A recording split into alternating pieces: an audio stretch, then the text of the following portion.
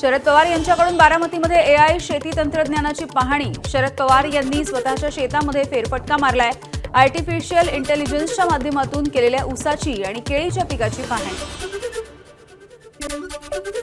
सातारा जागतिक वारसा स्थळ म्हणून नोंद झालेल्या प्रतापगड किल्ल्याची पर्यटन विकास मंत्री शंभूराज देसाई यांनी पाहणी केली आहे। किल्ल्याच्या संवर्धनाविषयी पुरातत्व विभागाच्या अधिकाऱ्यांना सूचना देण्यात आल्या।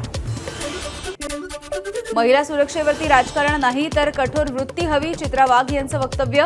समाजामध्ये भीती नाही तर विश्वास निर्माण करण्याची आमची सामाजिक लढाई असल्याचं केलं स्पष्ट। मुंबई महानगरपालिकेच्या सार्वजनिक खासगी भागीदारी धोरणावरती भाजपचा आक्षेप।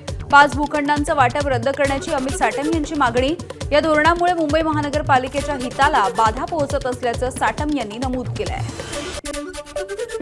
दिव्यांग बांधवांचं रखडलेलं मानधन लवकरच मिळणार आहे। आमदार बच्चू कडू यांच्या आंदोलनाच्या इशाऱ्यानंतर मानधनाचा तिढा आता सुटलाय आणि 4 महिन्यांपासून रखडलेलं दिव्यांगांचं मानधन लवकरच दिलं जाणार आहे। मतदार यादी विशेष पुनरावलोकनावरून महाविकास आघाडीमध्ये हालचाली। मतदार याद्यांच्या विशेष सखोल फेर तपासणीच्या प्रक्रियेच्या संदर्भात राज्यस्तरीय टास्क फोर्स स्थापन करा। आमदार रईस शेख यांचं महाविकास आघाडीमधल्या नेत्यांना पत्र। विदर्भाच्या अनेक पक्षांमधील माजी खासदार आणि आमदार शिंदेंच्या शिवसेनेच्या संपर्कात आहेत। लवकरच त्यांचा पक्षप्रवेश होणार आहे, पक्षाचे संपर्क प्रमुख आणि माजी आमदार राजन साळवींचा दावा।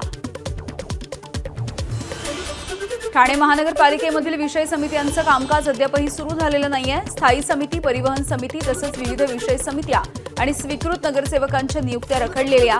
महाराष्ट्रामधील सर्वच महानगरपालिकांमधील समित्या गठीत झाल्या असताना केवळ ठाण्यामध्ये समित्या का झाल्या नाहीत असाही सवाल आहे।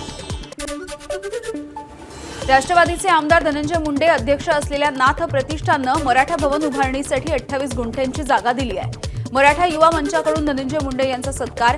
जात-पात धर्म सोडून राजकारण केलंय, मात्र मला लाथा मारून हाकलण्याचा प्रयत्न केल्याची खंत धनंजय मुंडेंनी व्यक्त केली आहे। बदलापूरमध्ये मासे विक्रेत्यांवरून राजकारण तापलंय। पालिकेच्या कारवाईवरती शिवसेना आणि भाजप आमनेसामने आलेलं बघायला मिळतंय। दुर्गंधी आणि अस्वच्छतेच्या तक्रारीच्या नंतर पालिकेनं मासेमारांवरती कारवाईचे आदेश दिलेले आहेत आणि या मच्छीमारांचा रोजगार बंद होऊ देणार नाही। शिवसेना मच्छीमारांच्या पाठीशी आहे असं शिवसेनेचं म्हणणं आहे। तर आदेश पाळा नाहीतर शहरामध्ये येऊ नका। नगराध्यक्षा रुचिता घोरपडे कारवाईवरती ठाम। महसूल मंत्री चंद्रशेखर बावनकुळे यांच्या ताफ्यामध्ये वाहनांची मोठी गर्दी झाली आहे। अमरावतीमध्ये आल्याच्या नंतर ताफ्यामध्ये ही गर्दी वाढली। पाणंद रस्ता बघण्यासाठी बावनकुळे अमरावतीमधल्या खारतळेगाव गावामध्ये पोहोचले। नागपूरवरून बावनकुळे मोजकी वाहनं घेऊन आले होते, मात्र अमरावतीमध्ये येताच या ताफ्यामध्ये गर्दी वाढली आहे। मुख्यमंत्री काटकसरीने वागण्याचं आवाहन करतायत। दुसरीकडे त्यांचेच सरकारी कर्मचारी डिझेलची नासाडी करत असल्याचा आमदार प्रशांत बंब यांचा आरोप आहे। राज्यामधील 27 लाख कर्मचाऱ्यांना मुख्यालयी राहण्याचे आदेश आहेत, तरी देखील 9 ते 11 लाख कर्मचारी मोठ्या शहरांमधून ये-जा करतायत।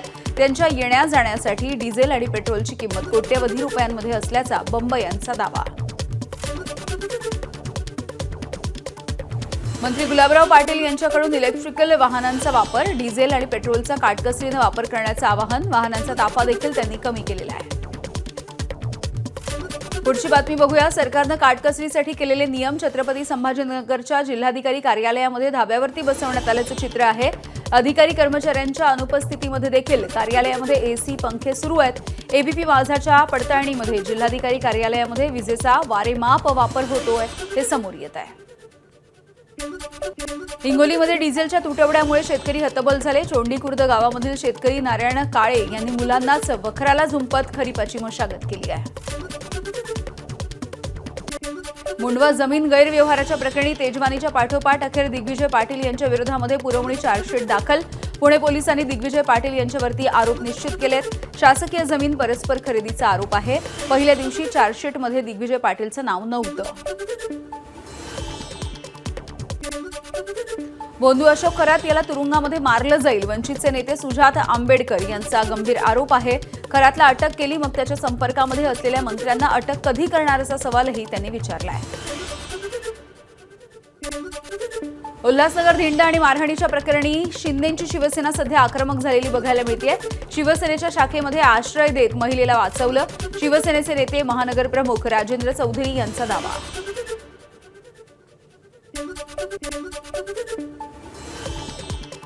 रामकुंड परिसरामध्ये सुरू असणाऱ्या विकास कामांमध्ये नियोजनाचा अभाव असल्यामुळे भाविकांची गैरसोय. पुरोहित संघाने व्यक्त केली नाराजी. महानगरपालिकेनं दिलेला शब्द न पाळल्याचाही आरोप आहे.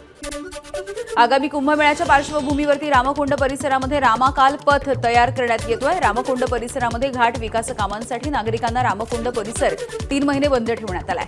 रामकुंडावरती होणाऱ्या धार्मिक विधीवरती परिणाम होणार आहे. भाविकांची गैरसोय होणार असल्यामुळे आधीच भाविकांची व्यवस्था करण्याची मागणी.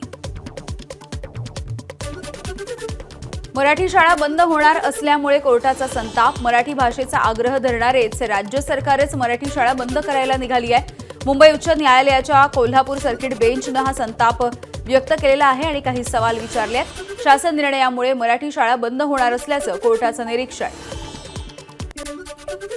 मुंबई महानगरपालिका नवीन प्रकल्प हाती घेण्यापेक्षा हाती घेतलेले प्रकल्प पूर्णत्वाकडे नेण्यासाठी प्राधान्य देणार आहे.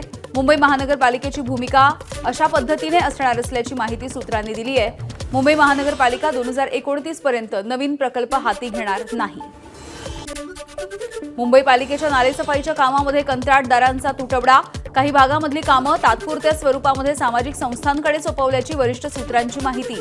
गेल्या वर्षीच्या तुलनेमध्ये यंदा मिठी नदी सफाईचा वेग मंदावल्यामुळे पालिकेची चिंता वाढली आहे. कुर्ला साकीनाका आणि चेंबूर मानखुर्द या परिसरामधल्या कामांना विलंब. मुंबईमध्ये सखल भागामध्ये पाणी साठण्याच्या घटनांवरती नियंत्रण ठेवण्यासाठी मे महिन्याच्या मध्यापासूनच प्रशासनाने पूर्वतयारी सुरू केली आहे. महापालिकेकडून डी वॉटरिंग पंपाच्या सर्व्हिसिंगला सुरुवात, तर पावसाळ्यापूर्वीच पाणी बाहेर काढणारी यंत्रणा सज्ज. मुंबईतल्या 7 जलाशयांमधल्या पाणी साठ्यामध्ये घट झाली आहे. खबरदारीचा उपाय म्हणून मुंबई महानगरपालिकेकडून 10% पाणी कपात मागे घेण्याच्या संदर्भातला निर्णय मे महिन्याच्या अखेरीस घेतला जाऊ शकतो. मान्सूनची स्थिती, धरणाच्या क्षेत्रामधला पाऊस आणि उपलब्ध जलसाठा यावरून हा अंतिम निर्णय घेतला जाईल. भिवंडी, ठाणे आणि मुंबई शहराच्या सोबतच इतर उपनगरांना पाणी पुरवठा करणाऱ्या भातसा धरणाची पातळी खालावली. धरणामध्ये 40% इतका पाणीसाठा आहे, त्यामुळे पाणी कपातीचा निर्णय. बीड जिल्ह्यामधून वाहणाऱ्या गेवराईमधील गोदावरीचं नदीपात्र कोरडं ठाक. गोदावरी काठच्या नागझरी, खामगाव, सावळेश्वर, गंगावाडी, राक्षस भवन, पांचाळेश्वर यासह इतर गावांमध्ये भीषण पाणी टंचाई.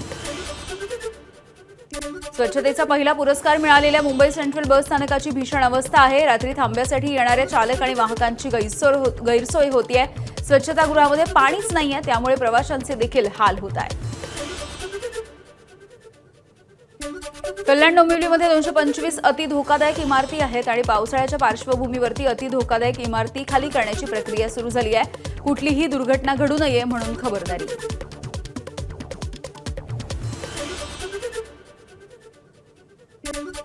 भंडाऱ्याच्या चिखलामाईन ते सीता सावंगी मार्गावरच्या शिवमंदिरामध्ये बिबट्याची भर दुपारी वामकुक्षी.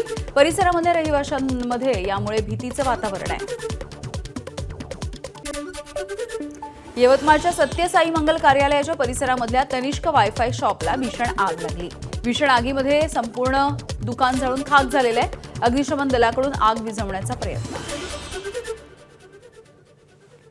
नागपूरमध्ये ऑपरेशन थंडरच्या अंतर्गत एनडीपीएस पथकाची मोठी कारवाई. तब्बल 34 किलोचा गांजा जप्त करण्यात आला आणि 6 आरोपींना या प्रकरणी अटक. नागपूरमध्ये नाकाबंदीच्या दरम्यान पोलिसांना चिरडण्याचा प्रयत्न. आरोपी प्रसेनजित रामटेके याला अटक. भांडे प्लॉट चौकामध्ये नाकाबंदी दरम्यानची ही घटना आहे. नंदुरबार जिल्ह्यामधल्या नवापूरमध्ये बर्ड फ्लूचा कहर झालाय. धुळे पशुसंवर्धन विभाग आता अलर्ट झालेला आहे. बर्ड फ्लूच्या संभाव्य धोक्यामुळे पशुसंवर्धन विभागानं खबरदारी म्हणून उपाययोजना करायला सुरुवात केली आहे. जिल्ह्यामध्ये 36 रॅपिड रिस्पॉन्स टीम सध्या कार्यान्वित करण्यात आल्या. पोल्ट्री फार्म मालकांना स्वच्छता राखण्याच्या देखील सूचना. बुलडाण्यामध्ये पोलिसांच्या सतर्कतेमुळे एक बालविवाह रोखण्यात यश आलंय. 112 नंबर डायल केल्यामुळे 14 वर्षांच्या मुलीचं भविष्य सुरक्षित झालेलं आहे. एअर इंडियाला सेवा देणारी company air India engineering services लिमिटेडचे देशभरामधले कर्मचारी संपावर. यामध्ये मुंबई, दिल्ली, नागपूरच्या सर्व्हिसिंग सेंटरच्या कर्मचाऱ्यांचा सहभाग. पगारवाढ, कामगार कायद्याची पायमल्ली यासह इतर काही मुद्द्यांना घेऊन काम बंद आंदोलन. कोल्हापूरच्या वाघापूरमध्ये छत्रपती संभाजी महाराज यांच्या जयंतीच्या निमित्तानं काढलेली मिरवणूक पोलिसांनी अडवली। या विरोधामध्ये ग्रामस्थांनी आक्रमक भूमिका घेतली। वाघापूरच्या मुख्य चौकामध्ये त्यांनी ठिय्या आंदोलन केलंय। पोलिसांनी समजूत काढल्याच्या नंतर ठिय्या आंदोलन मागे। रत्नागिरीमध्ये दुसऱ्या दिवशी सीएनजीचा तुटवडा। माळनाका परिसरामध्ये सीएनजी पंपावरती वाहनांच्या रांगा, रिक्षा चालकांवरती 5 तास रांगेमध्ये उभं राहण्याची वेळ आली आहे। जळगावच्या धरणगावामध्ये शिक्षकाकडून 4थी मधल्या विद्यार्थिनीचा शाळेमध्येच लैंगिक छळ। शाळेमध्ये अश्लील व्हिडिओ दाखवून अत्याचार केले जात होते। चिमुरडीच्या शोषणाच्या प्रकरणी आईच्या फिर्यादीवरून नंदलाल मराठे या शिक्षकावरती पॉक्सोच्या अंतर्गत गुन्हा दाखल। गडचिरोलीमधून 68 लाखांचा गांजा जप्त। धानोरा तालुक्यामधल्या मोहली गावामध्ये शेतामध्ये गांजाची लागवड करून विक्रीच्या तयारीमध्ये असलेला आरोपी ईश्वर पुंघाटे याला पोलिसांनी ताब्यात घेतलाय।